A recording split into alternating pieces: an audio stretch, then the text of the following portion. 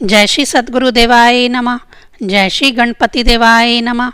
ओम सर्वमंगल मांगल्ये शिवे सर्वार्थ साधिके शरण्ये त्र्यंबके गौरी नारायणी नमस्तुते। श्रीमद्देवी भागवत महापुराण 7वां स्कंद 11वां अध्याय। भगवती जगदम्बा की कृपा से सत्यव्रत का राज्याभिषेक और राजा अरुण द्वारा उन्हें नीति शास्त्र की शिक्षा देना। जन्मेजय बोले, हे महामते, विशेष जी द्वारा शापित वह राजकुमार त्रिशंकु उस शाप से किस प्रकार मुक्त हुआ, उसे मुझे बतलाइए। व्यास जी बोले, हे राजन, इस प्रकार शापग्रस्त सत्यव्रत पिशाच तत्व को प्राप्त हो गए। वे देवी भक्ति में संलग्न होकर उसी आश्रम में रहने लगे।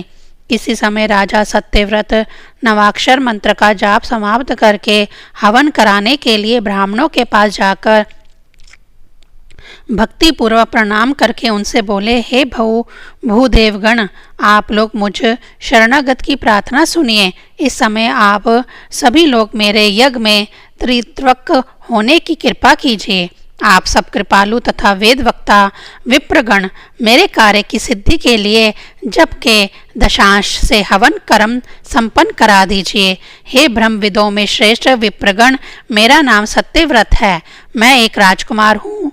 मेरे सर्वविध सुख के लिए आप लोग मेरा ये कार्य संपन्न कर दें। यह सुनकर ब्राह्मणों ने उस राजकुमार से कहा, अपने गुरु से शापग्रस्त होकर इस समय तुम पिशाच बन गए हो। इसीलिए वेदों पर अधिकार न रहने के कारण तुम यज्ञ करने के योग्य नहीं हो। तुम सभी लोकों में निंद पिशाचिकता से ग्रस्त हो चुके हो। व्यास जी बोले, हे राजन, उनकी बात सुनकर राजा अत्यंत दुखित हुए। वे सोचने लगे, मेरे जीवन को धिक्कार है। अब मैं वन में रहकर क्या करूं?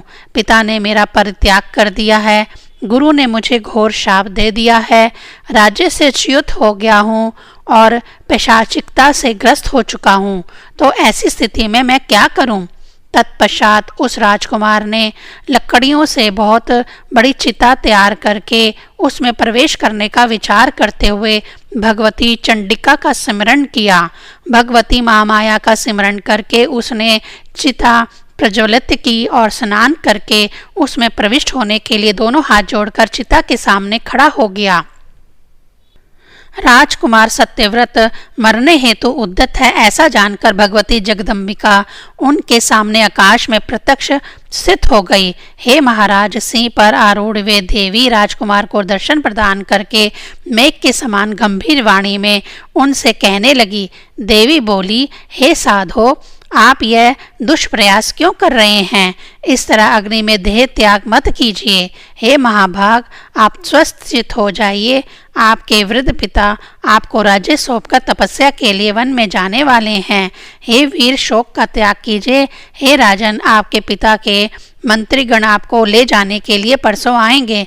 मेरी कृपा के प्रभाव से आपके पिताजी राज सिंहासन पर आपका अभिषेक करके कामना पर विजय प्राप्त कर ब्रह्मलोक के लिए प्रस्थान करेंगे। यह सुनिश्चित है। व्यास जी बोले, राजकुमार से ऐसा कहकर देवी वहीं पर अंतर्ध्यान हो गई। तब राजकुमार सत्यव्रत ने चिता में जलकर मरने का विचार छोड़ दिया। तत्पश्चात महात्मा नारद जी ने अयोध्या में आकर आरंभ से लेकर सत्यव्रत का सारा वृत्तांत राजा अरुण से कह दिया। अपने पुत्र की उस बात की जलकर मरने की चेष्टा सुनकर राजा अत्यंत दुखित चित होकर तरह तरह की बातें सोचने लगे।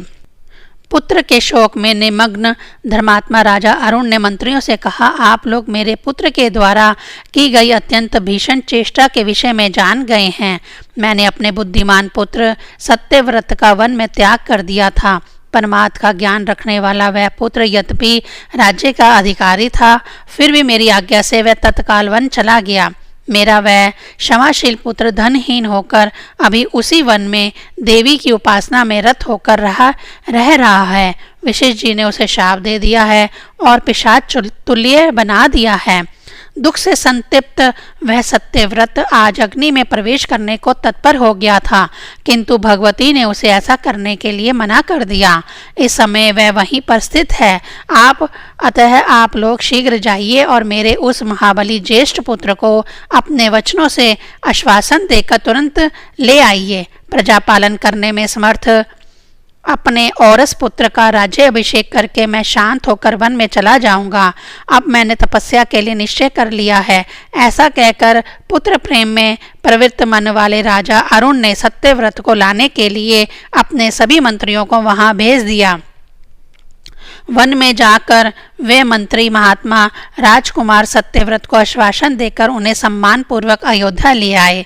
सत्यव्रत को अत्यंत दुर्बल, मलिन वस्त्र धारण किए, बड़े बड़े जटाजूट वाला, भयंकर तथा चिंता से व्यग्र देखकर राजा अरुण सोचने लगे कि मैंने यह कैसा निष्ठुर कर्म कर डाला था, जो कि धर्म का वास्तविक स्वरूप जानते हुए भी मैंने राजपद के योग्य तथा अत्यंत मेधावी पुत्र को निर्वासित कर दिया था। हे राजन, इस प्रकार मन ही मन सोचकर राजा अरुण ने राजकुमार सत्यव्रत को वक्षस्थल से लगा लिया और उसे सम्यक आश्वासन देकर अपने पास में ही स्थित आसन पर बिठा लिया। तत्पश्चात नीति शास्त्र के पारगामी विद्वान राजा अरुण पास में बैठे हुए अपने उस पुत्र से प्रेम युक्त गदगद वाणी में कहने लगे। राजा बोले, हे पुत्र, तुम सदा धर्म में ही अपनी बुद्धि लगाना, विप्रों का सम्मान करना, न्यायपूर्वक प्राप्त धन ही ग्रहण करना, प्रजाओं की सर्वदा रक्षा करना, कभी असत्य भाषण मत करना, निंदित मार्ग का अनुसरण मत करना, शिष्ट जनों के आज्ञा अनुसार कार्य करना, तपस्वियों की पूजा करना, क्रूर लुटेरों का दमन करना और इंद्रियों को अपने वश में रखना। हे पुत्र, कार्य सिद्धि के लिए राजा को अपने मंत्रियों के साथ सदा गुप्त मंत्रणा करते रहना चाहिए। हे सुत, सबके आत्मा स्वरूप राजा को चाहिए कि छोटे से छोटे शत्रु की भी उपेक्षा ना करे। शत्रु से मिले हुए अपने अत्यंत विनम्र मंत्री पर भी राजा को विश्वास नहीं करना चाहिए। सर्वत्र शत्रु तथा मित्र की गतिविधियों को जानने के लिए सर्वदा गुप्तचरों की नियुक्ति करनी चाहिए।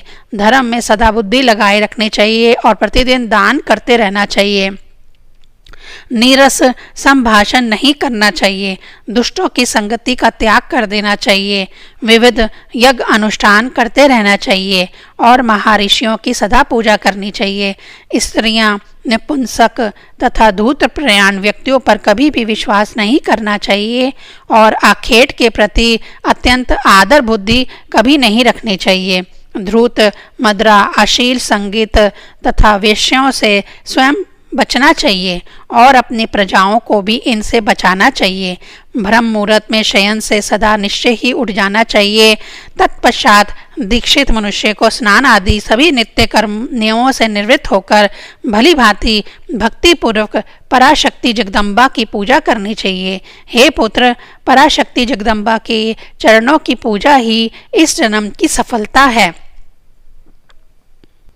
एक बार भी भगवती जगदम्बा की महापूजा करके उनके चरणोदक का पान करने वाला मनुष्य फिर कभी माता के गर्भ में नहीं जाता।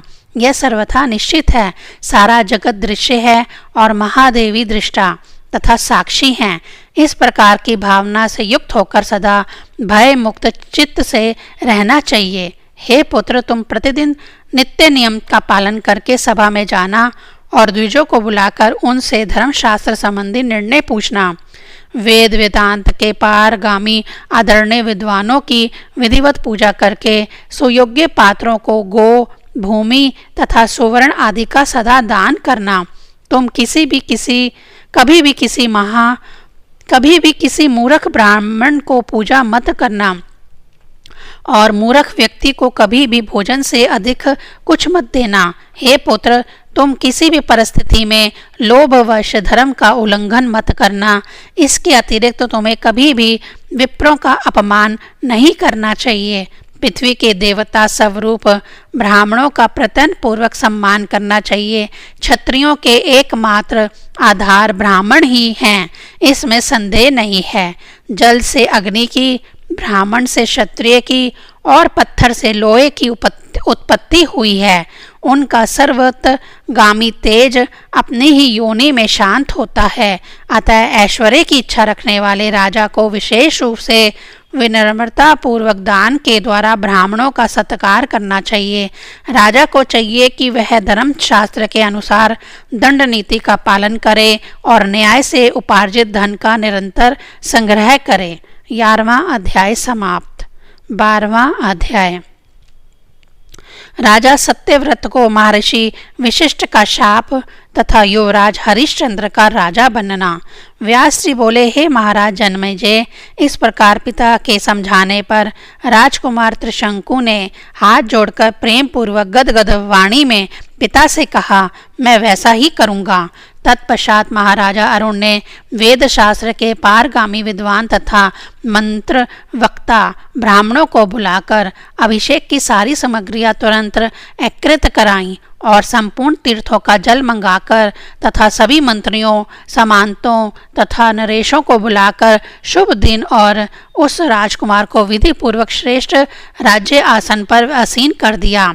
इस प्रकार पिता ने पुत्र त्रिशंकु को राज्य पर विधि पूर्वक अभिषिक्त करके अपनी धर्मपत्नी के साथ पवित्र तीसरे आश्रम यानी वानप्रस्थ को ग्रहण किया और वे वन में गंगा के तट पर कठोर तप करने लगे।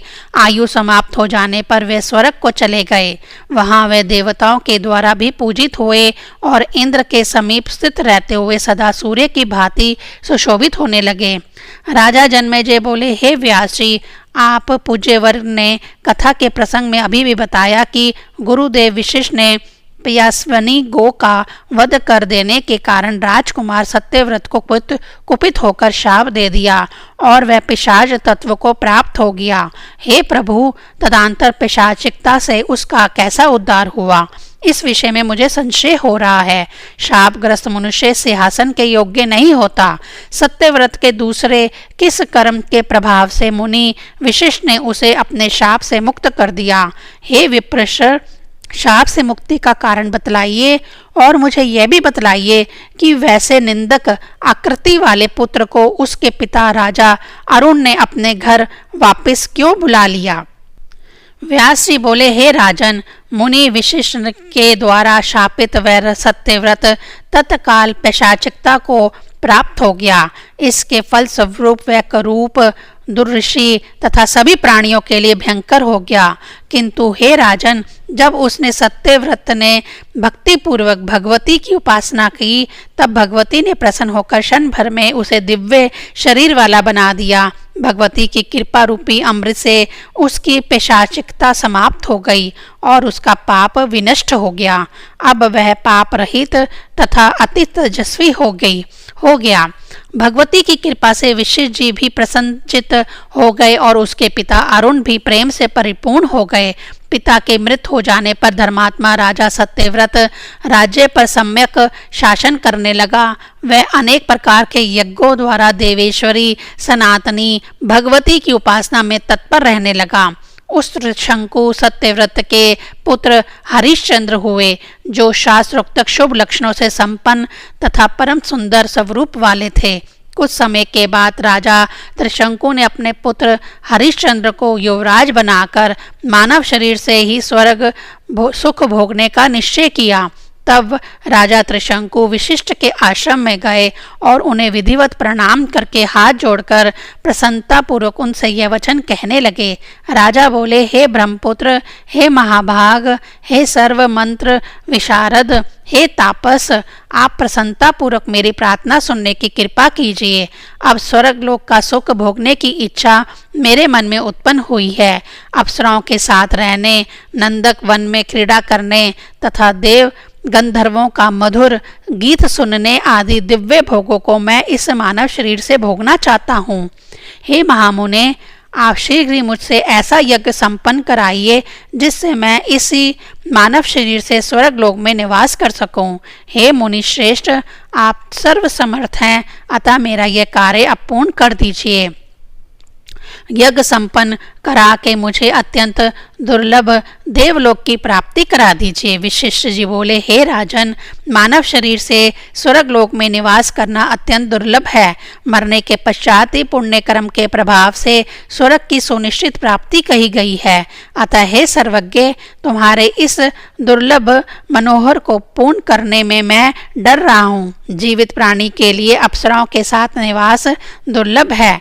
अतः हे महाभाग, आप अनेक यज्ञ कीजिए, मृत्यु के अनंतर आप स्वर्ग प्राप्त कर लेंगे। व्यास जी बोले, हे राजन, वशिष्ठ जी का यह वचन सुनकर अत्यंत उदास मन वाले राजा त्रिशंकु ने पहले से ही कुपित उन मुनिवर वशिष्ठ से कहा, हे ब्राह्मण, यदि आप अभिमानवश मेरा यज्ञ नहीं कराएंगे तो मैं किसी दूसरे को अपना पुरोहित बनाकर इसी समय यज्ञ करूंगा।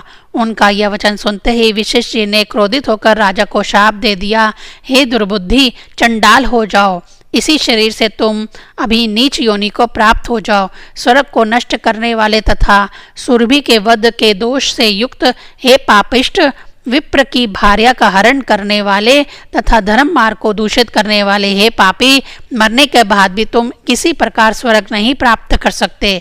व्यास जी बोले, हे राजन, गुरु वशिष्ठ के ऐसा कहते ही त्रिशंकु तत्क्षण उसी शरीर से चंडाल हो गए। उनके रत्नमय कुंडल उसी क्षण पत्थर हो गए तथा शरीर में लगा हुआ सुगंधित चंदन दुर्गंध युक्त हो गया।